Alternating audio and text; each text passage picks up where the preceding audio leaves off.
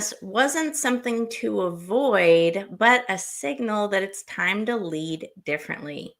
On today's episode of Grasp Confidence Podcast, we're joined by Sue Firth, a top business psychologist, performance coach, and global expert on resilience and managing change. I love that. With a powerful track record of supporting high-performing CEOs and companies like British Aerospace, Sue helps leaders transform pressure into clarity and confidence. And she's also, by the way, an author of More Life, Less Stressed and host of the Executive Edge podcast. And today, she's here to unpack what it really takes to lead with strength in today's demanding world. Sue, welcome to the show. Oh, Tara, thank you. That's a really great overall profile of me. Well, you sound great, Sue, and you've never looked better, right? So you and I talked what was that, a month or two ago? Like time goes by. Something like that. I was on your podcast. We had a great conversation. Today you tell me some big news. You're moving to Cyprus, Greece. You're in the UK right now. Absolutely. You've got a lot going on, right? What is I know. Yeah, what is this all about? Yeah, it's a funny thing, really. I mean, I was born in the Far East because my dad was in the army. I think that's probably the first place to start, because what that got me started with, or set me up for, I think, is a lot of change, because you often come back after a posting and then you have a new life to get used to, new friends and so forth. And so funnily enough, you get very used to A, the traveling, B, the changes that brings, but also getting established very quickly. So I tend to hit the ground running, which I think is not so much a personality trait, but it's a learned skill, which came with being able to do that. The only bad news being you leave people behind when you then do another posting somewhere else. But I got so used to all these beautiful countries that we visited, because I was born in Malaysia and then we had a posting in Hong Kong and then a posting in Germany, that really, I think my dad's experiences sort of had quite a big impact on my early life. And it only really stopped when I was about 16. And then I stabilized things myself by staying in much the same place. And then, which we were laughing at before I came on, I realized I have a very low boredom threshold. So usually the person who now creates change is me. Hence, I found a lovely place in Cyprus, and I've now made the decision I'm going to go and live there. So yes, it's quite a big change. Wow, I love that. I love that. So powerful.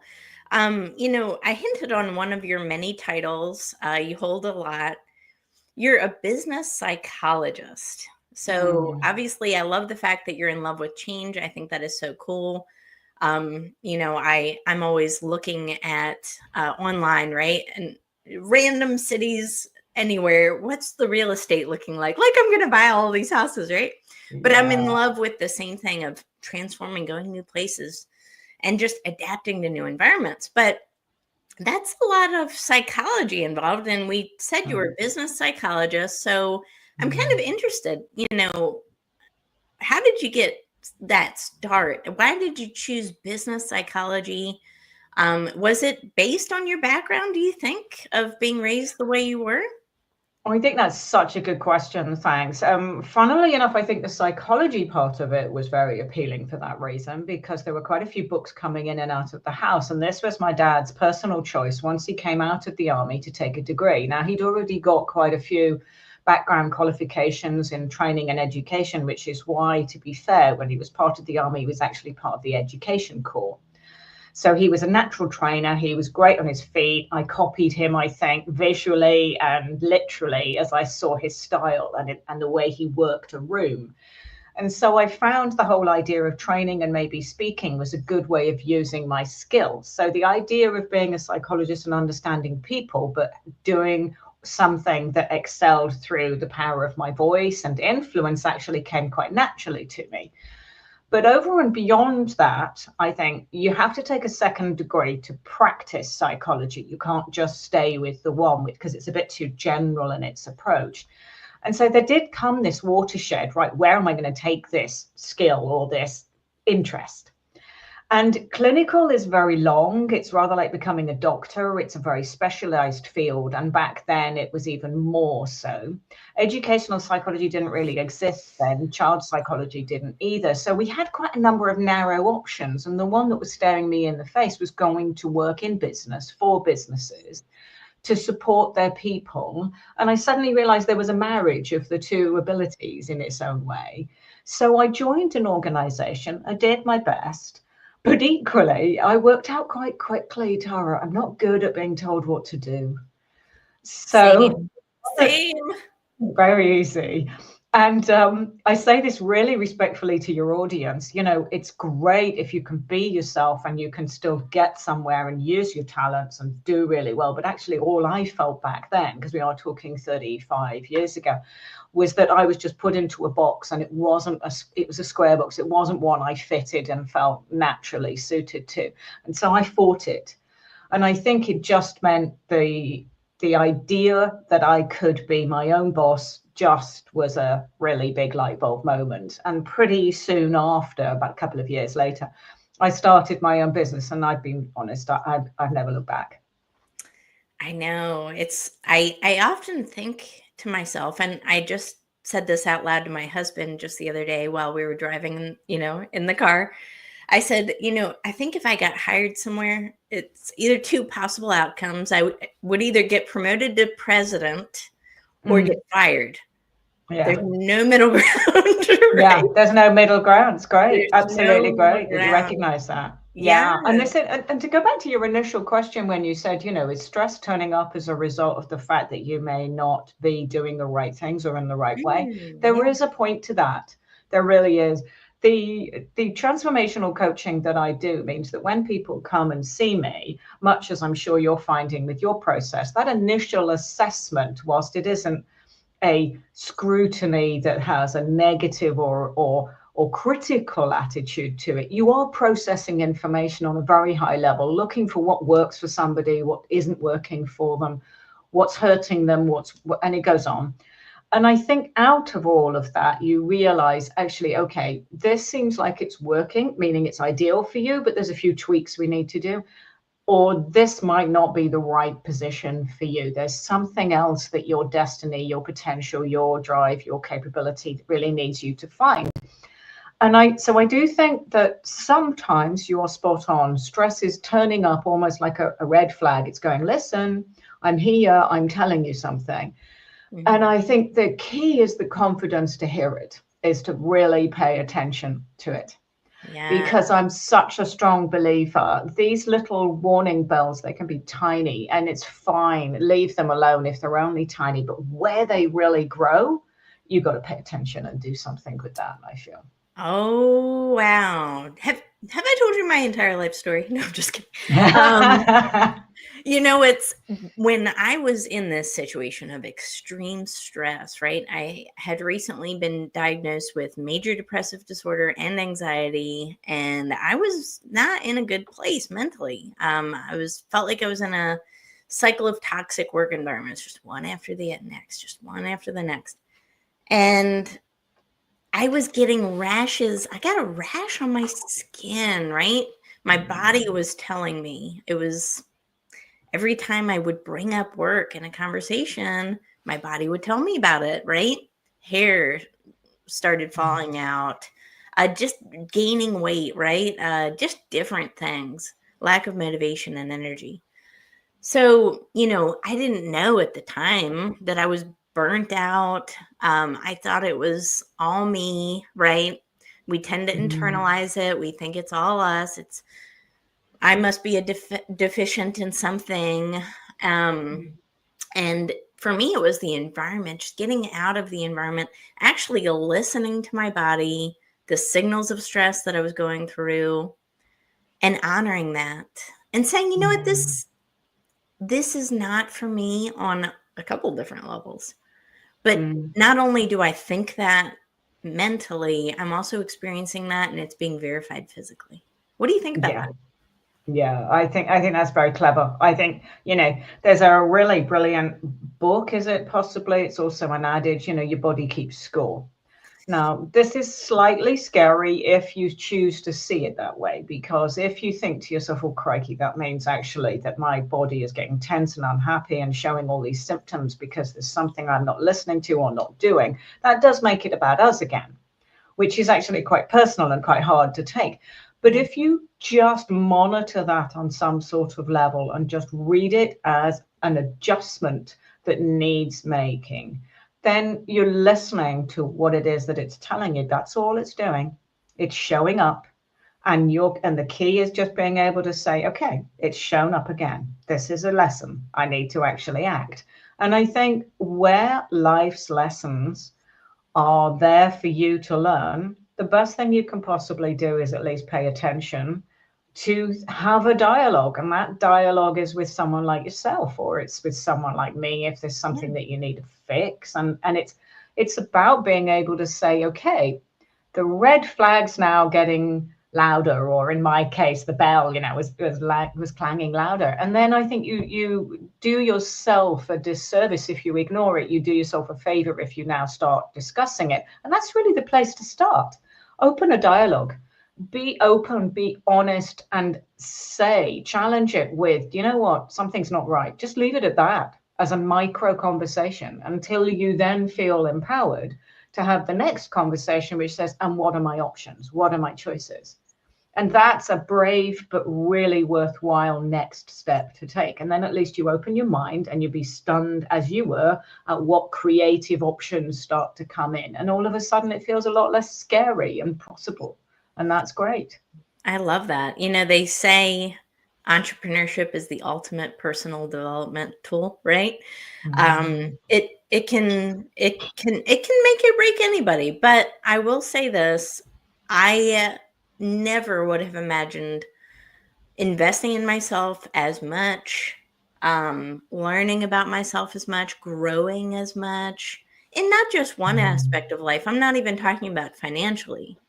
I'm talking about spiritually. I'm talking about emotionally. Mm. I'm a better parent now, right? I'm a better wife. I'm more Mm. connected to other Mm. people. I feel so much different and deeper, and I do feel like a transformed person. Yeah. It wasn't easy what I went through. I think a lot of people go through very similar situations, but in a lot of ways, stress is a crisis, Susan. And you know what? It's Mm. killing people. And not Mm. just in the United States, but globally. We think about the rise in cardiovascular heart disease. We think about the rise of so much preventable disease. And a big component to all of that is the cortisol that is coursing through our veins constantly because we're in Mm. fight or flight mode, not creative mode, not expansion mode, not abundance mode. We're just trying to survive, a lot of people, don't you think?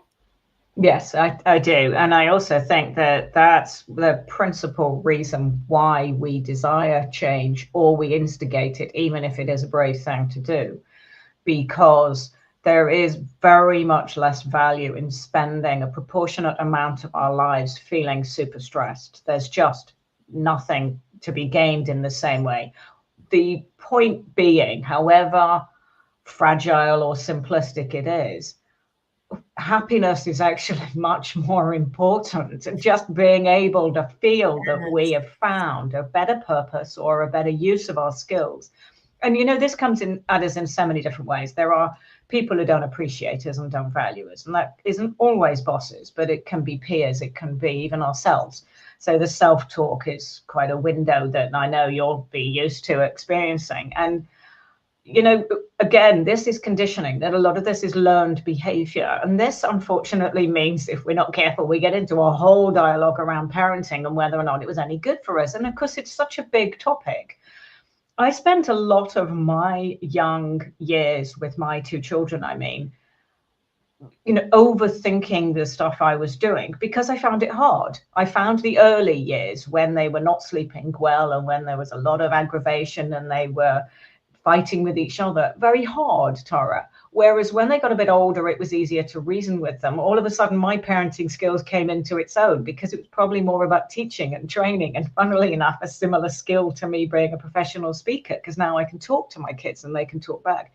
So there are stages of your life that are tough. Sometimes you've got to just, grit your teeth and get through it. And if it's not really natural to you to be in that situation, this is a set of skills. They build resilience, it builds your ability. So it's a big topic. It's not just really one thing. And that really, to bring me to some kind of conclusion, life is not just one stage of your life. It's a lot of different micro stages you need to get through. You need to learn some skills. And those life skills are critical to your happiness. So true. Oh my gosh, absolutely. And sometimes these hard lessons that we're learning, these adversities, I talk about that a lot. They're shaping us into something or for something. And you never really appreciate it at the time. No. Because at the time you're like, oh gosh, why is this all happening to me and all of these things? But in reverse, in retrospect, things make sense. And we see that it was maybe refining us for something bigger, that we needed that adversity to be sharper, to become more wise for any different things, to be stronger. And I think it's important to, understand that. And, if you can look back at your past and think of just one experience that at the time it sucked, it was hard, but you find the gratitude in that one thing, you'll start to be able to apply that same mindset to current situations. And that's, why I am so passionate about talking about gratitude, is because I do believe it rewires your brain for this resilience we're talking about and to cope with stress in the present time. Because if you can find in whatever adversity and mess you're in, the gratitude, you get out of it so much quicker. So much quicker. Yeah, and I mean, this is quite an interesting topic in itself, but it's something that I think both of us want to discuss or espouse. It's the fact that really, if you want to be able to change your life, you do have to accept that it's you who has to do that. Now, that is a brave thing for me to ask you to do. So clearly you have to know, where do I want to leap to? But you also have to trust that the universe will come up with the net for you. Now, that doesn't mean, please, and I'm asking everybody to leave their jobs and then, and then wander out into the world as if it's all going to work out. No, I understand that. But what I am saying is, at some point, you have to trust yourself. You have to trust what you're capable of. You have to believe in yourself. And I think that's where some of this really comes from. Now, what that also sort of means in translation is I'm not a strong believer in this expression, although I can see its validity. Everything happens for a reason, because what that does is hurt. There is some rough stuff that we go through, significant loss, we go through pain in life. And you don't want to be sitting there thinking, oh, right, yeah, Sue told me everything happens for a reason, because it's not easy to believe that at the time. But equally, you are right. Everything we go through is an opportunity to teach us how to cope. These are the life skills that there is no substitute for. You have to be able to cope with pain.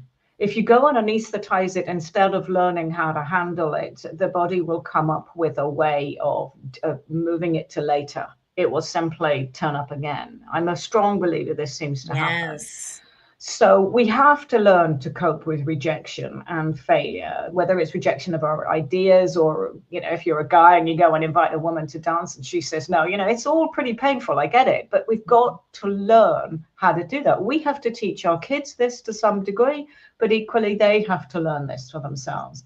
So one of the things I spot, which troubles me, is we have a lot of anxiety now. This anxiety is just cited everywhere. And I challenge this really gently. I'm not saying I'm right, and certainly not about every situation, but I wonder whether some of this is turning up because we do not have the toolkit in that moment to be able to fall back on some way of being able to cope. And so that is what it means when the body turns up with this anxiety, because that is the response that it's having in that situation. Instead of panicking, sit with it for a bit. Ooh. Sit with it and work out, what does this mean? What does this telling me? Who do I need to go talk to? Where can I get some help? What are the options? Where would I go for support, direction, or what do I want to do about this? And you come up at least with the honor, respect, and faith in your own internal compass first. You can't teach that to anyone. They have to be able to learn that. Ooh, that is so powerful because I think you're really onto something there. Mm. We have to go through these things. It's like foundational steps. Yeah, It yeah. really is. I mean, it's how we learn, right? And I mean, Mm. you cannot jump before you walk. You Mm-hmm. cannot sprint before you crawl. You have to do certain things and stages in life so that you learn on a fundamental developmental way. And I think you're Mm-hmm. right. These certain things that we go through in life are setting us up for something, or it can cause us anxiety if we're not fully equipped. And that Right. makes me think too, how many decisions are we making every single day that are Mm-hmm. fear based Mm-hmm. because we haven't done things before, right? Exactly. Because we haven't gotten out of our comfort zones enough and we haven't built up Mm. that internal resistance to handle stress or rejection or whatever. And then we make fear based decisions. Yeah, really, really, really great point, Tara. I mean, for example, let's talk about, say, a young person and they go off to university or college, as you would call it. But, they go off and they are in an environment where they have as yet very little experience. So it's clear that they are well out of their comfort zone. They need to go find friends, find themselves around the campus. They've got to find where it is they're going to do their classes and so on and so forth. And this is huge for them. There's no doubt. And I've got huge sympathy. Both my two went through it. But if what you have done without meaning to as a parent is protect them, is mollycoddle them, is keep them more at home, is not teach them how to sew, how to cook, how to look after themselves, how to iron their own clothes, because you want to do that for them, then when they go to uni, how do you think they're going to be able to cope? Yeah. So, of course, they will then want to come back home, and then they will be potentially scared, upset, and even more anxious because they can't find it fast enough to be able to swim, which is my metaphor for meaning cope in that situation. Now, I'm not saying all situations are such that they should be simply allowed to drown, using my metaphor, and then struggle. Of course, you've got to be able to work out, right, is this one something I really need help with, or can I work this one out for myself? And at least try, at Yes. least try. At least try. And, people don't necessarily, I'm not saying this is going to be a joyride all the time, right? Like, Mm, change can be scary. And anytime you go outside of your comfort zone, yes, bad things could happen. But you know what is more scary to me than trying something new is staying the same. If absolutely. next year I'm in the same spot as I am right now, and Mm, it's not to say that where you are is, not something to be looked at in appreciation. I'm not saying that, but we should strive for growth. And mm, I mean, if it's something outside of your comfort zone that scares you a little bit, but is going to help you in some kind of a way, go for it. Speak on stage, mm, share your story, start a podcast, start a business. Um, mm, I think that is so powerful because how many dreams just go to die, mm. right? And how much I think of untapped potential there truly is in this world.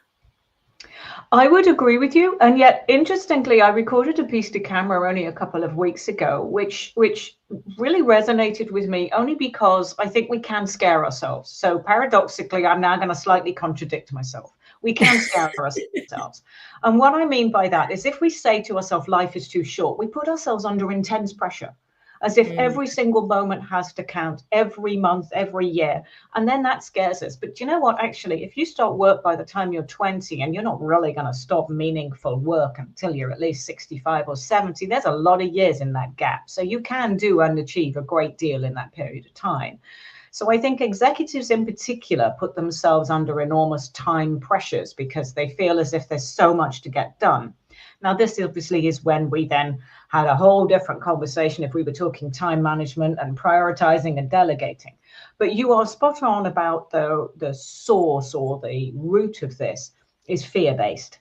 If we can at least say to ourselves, do you know what? I'm not here to be approved of. I'm not here to get someone else to be happy with my choices, although I have to be considerate about who needs taking into account, parent in some cases, wife or partner, children, and so forth.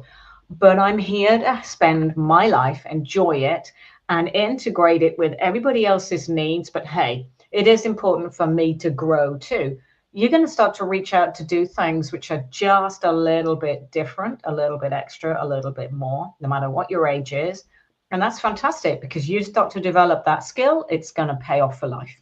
Oh, I love that. So right on. I love this conversation. Well, I'm excited to see what the future holds for you. Keep me updated of what it's like to live in Cyprus. I think that it Thank you. sounds so cool. I'm a history nerd as well. So, right, I just think of, oh my gosh, all the history that's available to just see and touch and experience. The food, right? Is that why you're moving there, is for the food? Tell me the truth. It's easy to think that actually Greek food is really beautiful. I mean, there's a lot of aspects of it. I think I'm going there partly because there's a genuine infrastructure and community amongst the group that I am moving to. Mandria is a lovely place just outside of Paphos, which is in southern Cyprus. Cyprus itself is a stunningly beautiful, beautiful island. But there are parts of it, obviously, which are just, sort of simple, sort of uncomplicated. And that's what I'm trying to plug into as well, I think. I don't want too much structure in my life, but equally, I'm not ready to give up on working. So that flexibility and flexing my work now, pivoting, as we call it, into online and virtual, is the way forward for me. I have no desire to stop working. I'm 60 years old. I'm not ready. I will never be ready, Tara. I plan on being able to still do this by the time I'm 80, although I could probably get more croaky by then. But all I really mean is I love that we have all this depth of experience, and that is precisely the reason why that mentoring and coaching has such value for other people. Don't be afraid to reach out and get something. We do not have all the answers all the time in life. But back to our main point, the only thing that you can do, which is a given, is change. It's just normal. It's every day. It's everything. But it's grasping it without fear, which makes it a more manageable chunk. So if you're really daunted, take a smaller bite-sized chunk, but you could still do this, whatever it is. Oh, I love that. Such words of wisdom. And you're right. The weather's going to change. Your tastes are going to change. People in your life are going to change. Where you live could change. It doesn't matter. Change happens. Growth is inevitable if you keep doing things that are positive, that make you grow, that are outside of your comfort zone, right? Sue, where can everybody find you? What's the best places to connect with you? Well, thank you. I mean, I think my website probably does a pretty good job of telling people who I am and what I do. There is actually a free PDF at the moment, which is on the site for businesses so that they can help adapt to change. That's quite easy. That's downloadable. And I think LinkedIn is probably my primary profile, and it's where you see a lot about me. Obviously, the social media has me up and running simply because of the podcast. And as you know yourself, every time we load a new one, it's going somewhere, whether it's on YouTube or somewhere else. But I think primarily track me down through LinkedIn and through my website, and you're very welcome. Reach out. I'm very amenable, happy to chat. I love that. Well, thank you for the fantastic interview today, Sue. And thank you for everyone who tuned into this episode of Grasp Confidence Podcast. Guys, don't forget to share this episode with someone who could benefit from it. We have all at some point battled stress, self-doubt, questioning the future, making fear-based decisions from a place of lack of confidence, and it's time to stop. So this is your resource for that, and I do wish everyone who listens to be slightly elevated, if not more, by each episode. So tune in weekly, and we will see you next time. Take care. That's great.